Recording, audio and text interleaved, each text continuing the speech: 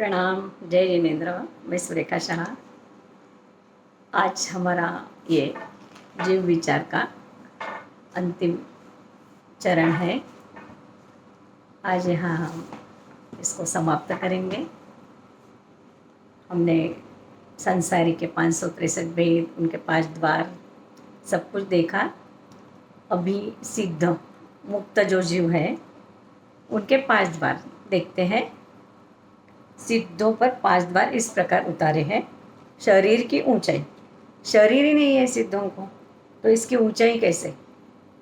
हम जितना हमारा शरीर है उस शरीर से जहाँ बैठे वहीं से मोक्ष में चले गए, तो उस टाइम क्या होता है, हमारी जितनी हाइट है उससे 3/4 हाइट बचती है।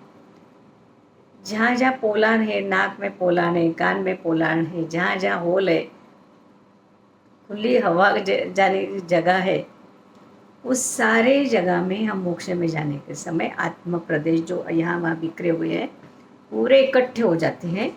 और इकट्ठे होने के बाद वो शरीर हमारा एकदम पूरा घना हो जाता है। आत्म प्रदेश इकट्ठे होके तो ज़्यादा से ज़्यादा वो 333 धनुष्य और 32 अंगुल की उत्कृष्ट में इतनी अवगाहना आत्मा की होती है।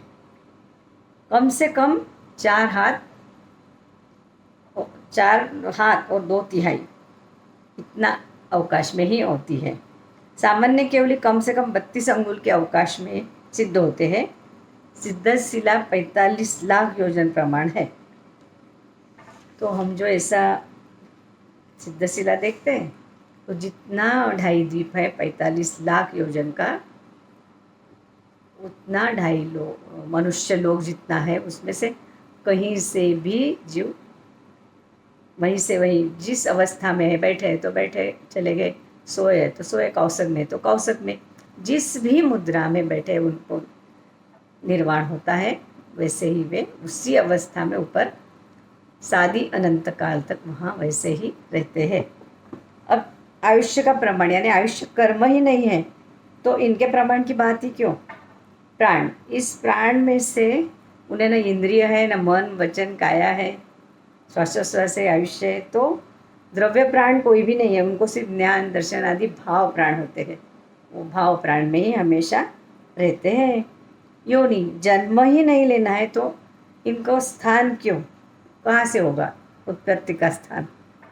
स्व का स्थिति, स्व का स्थिति उनकी ऐसी है कि सिद्ध बन के, सिद्ध कब तक, कितनी बार बनना है मतलब? तो एक बार सिद्ध बन गए यानी आदि हो गए, उनके ऊपर चले गए, फिर अनंत काल तक वही उनको रहना है। यानी सादी है, स आदि, आदि है उनकी परंतु अंत नहीं है। अनंत काल तक वही उनको सिद्ध बन के रहना है। इसलिए सिद्ध होंगे। ये 5 द्वार जो है वो उनको है ही नहीं, उनको भाव प्राण में अनंत काल तक रहना है। ऐसे संसारी हमारे जो 563 भाव भेद देखे संसारी के, उनमें से हमें अब कहाँ हमारा लक्ष्य होना चाहिए? मुक्त बनने का, सिद्ध बनने का। अब हमारे पास बहुत कम आयुष्य बचा है, इसलिए बहुत जागरूक बनने की अभी हमें ज़रूरत है। आयुष्य घटने का शुरू हो गया है हमारा। आयुष्य तो जैसे जन्मते वहाँ से घटने का शुरू ही होता है पहले से ही, परंतु तब शक्तियाँ बढ़ती हुई होती है। अब जितनी शक्ति, जितना सामर्थ्य है वह संसार बढ़ाने के लिए तो वापरना ही नहीं है। संयम सबसे श्रेष्ठ, परंतु वो लेने में अगर हम सक्षम नहीं हैं तो हम संसार में रह के भी ऐसी करनी करें कि जल्दी से जल्दी इस कर्मों से मुक्त बने। मेरा सारा पुण्य इस शरीर के पीछे, काम राग स्नेह राग के पीछे बर्बाद किया। अब जब तक अभी आयुष्य फूटा नहीं तब तक समय है, पुरुषार्थ करो। धूप छाँव, नज़दीक के लोगों के स्वभाव व्यवहार सब कुछ बता दिया। हमारे सामने बहुतों को जाते देखा, अब किसकी राह देख रहे हैं हम? अपने आप पे दया नहीं आ रही हमें? जिस पुण्य को, मेरे परिवार को, मेरे शरीर को बचाने के लिए मैंने पूरा खर्च कर डाला, हमने पाप करने के लिए तो जन्म नहीं लिया था, भूतकाल में किए हुए पापों को धोने के लिए जन्म लिया है। सुख के नाम से अढळक नए कर्म बंध रहे हैं। बड़े कहते थोड़े धीर गंभीर बनो, मैच्योर बनो। एक ज धुन हमारे में है, मगर श्रेष्ठ बनना है, श्रेष्ठ बनना है, सबसे श्रेष्ठ बनना है। क्या बन सके हम सबसे श्रेष्ठ? बस अब एक ही निर्धार करना है कि सबसे श्रेष्ठ बनना यानी सिद्ध परमात्मा बनना है। स्नेह राग, काम राग सब कुछ छोड़ना है। पुत्र पति सब बंधनों में अब नहीं लिपटना है।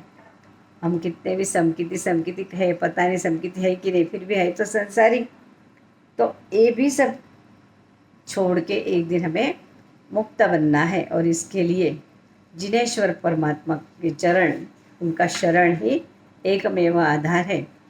और ये संक्षिप्त में जो जी विचार समझाया है देवेंद्र सूरी गुरु महात्मा ने इस ग्रंथ को रचा है। परमात्मा ने जैसे बताया जिन आगम में, उसी भाव में उन्होंने हमें शब्द रूप में पूरा समझाया है। और उन्होंने जो समझाया वो मैंने आप सबको समझाया है। और समझाते समय मेरे से जो कोई भी त्रुटियाँ हुई है, गलती हुई हो, तो मिच्छामि दुक्कडम, जिनाज्ञा विरुद्ध कुछ भी बोला हो तो मिच्छामि दुक्कडम। इस जी विचार को मैंने अंकित सर से इतने अच्छे से समझाया है, बहुत ही अच्छे से समझाया है उन्होंने। तो आप लोग भी एक बार उनका जी विचार का स्वाध्याय जरूर पढ़ना। बस श्री जिनेश्वर देव का वचन स्वीकार करो और शीघ्रता से इस संसार को घटा के जन्म मरण की जंजाल से मुक्त बनो। धर्म यानी बंधन नहीं, परंतु धर्म यानी हमारे हृदय को विशाल बनाता है, सभी जीवों के साथ प्रेम करुणा मैत्री करना सिखाता है, सबके साथ समानता से बर्ताव करना सिखाता है। व्यक्ति, समाज, राष्ट्र और विश्व का उद्धार भी धर्म से ही होता है। इसीलिए धर्म ही हमारा एकमेव सहारा है। धन्यवाद।